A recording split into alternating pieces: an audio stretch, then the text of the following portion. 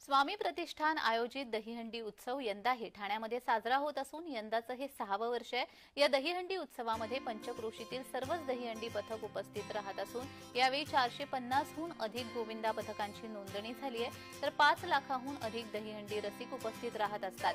स्वामी प्रतिष्ठानचे शिवाजी पाटील यांच्या माध्यमातून या दहीहंडी उत्सवाचं आयोजन करण्यात येत असतं। यावर्षी या दहीहंडी उत्सवाला एकूण बक्षिसं 55 लाखांची असून पहिलं बक्षीस 11 लाखांचं आहे। देशातील महिला अत्याचारा पाहता महिला सक्षमीकरण आणि महिला सुरक्षा यावर भर देण्यात आलेला आहे। या दहीहंडी उत्सवाला मुख्यमंत्री एकनाथ शिंदे, उपमुख्यमंत्री देवेंद्र फडणवीस, उपमुख्यमंत्री अजित पवार यांच्यासोबतच दिग्गज राजकीय नेते उपस्थित असणार आहेत। शिवाय सिनेसृष्टीतील अनेक कलाकार देखील उपस्थित असणार आहेत। या दहीहंडीची ओळख देशातील मानाची हंडी आणि सेलिब्रिटी हंडी म्हणून केली जात असून या दहीहंडीची उत्सुकता सर्वच दहीहंडी रसिकांना आहे। सर्वात महत्त्वाचं म्हणजे दहीहंडीचे नियम आणि अटी काटेकोरपणे पाळले जात असून प्रत्येक गोविंदाचे आधार कार्ड तपासून 14 वर्षाखालील कोणत्याही गोविंदाला थरावर चढू दिलं जात नाही। त्याचबरोबर हर्नेस शिवाय कोणालाही वर चढू दिलं जात नाही। सुरक्षेच्या दृष्टीने खाली मॅटचा देखील वापर केला जातो।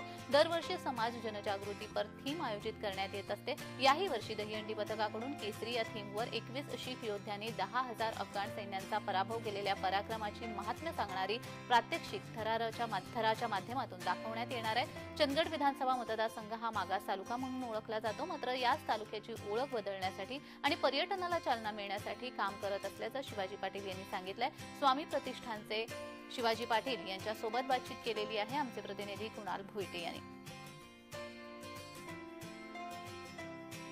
देशातील सेलिब्रिटी हंडी म्हणून ज्या हंडीची ओळख आहे अशा स्वामी प्रतिष्ठानच्या हंडीची उत्सुकता सर्वच दहीहंडी रसिकांना आहे। नेमकं यावेळेस काय आयोजन असणार आहे हे आपण आयोजक शिवाजी पाटील यांच्याकडून जाणून घेणार आहोत। सर, कशा प्रकारे यावर्षीचं आयोजन असणार आहे, काय नेमकं उपाययोजना या संपूर्ण दहीहंडी महोत्सवात आपण केलेल्या आहेत?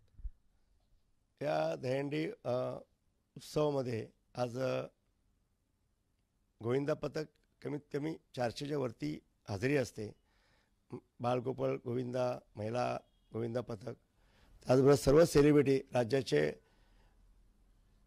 मुख्यमंत्री आदरणीय एकनाथजी शिंदे साहेब, आमचे आदरणीय नेते, आमचं दैवत देवेंद्र फडणवीस साहेब, रवींद्र चव्हाण साहेब, गिरीश महाजन साहेब, त्याचबरोबर प्रत्येकांची हजेरी असणार आहे आणि प्रत्येकांची आपल्याला मदत करत असतात आणि मला पूर्णपणे आशीर्वाद त्यांचा पाठीवर माझ्याशी असतो।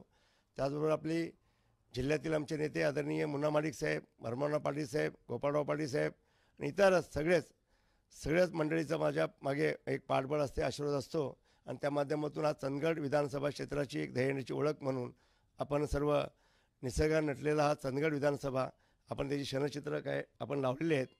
त्याचबरोबर आपण चंदगड विधानसभेमध्ये नेसरी या गावी प्रतापराव गुज्जर सेनापतींच्या तिथे आपण एक दहीहंडी उत्सव साजरा करतो। ती 1 तारखेला आहे।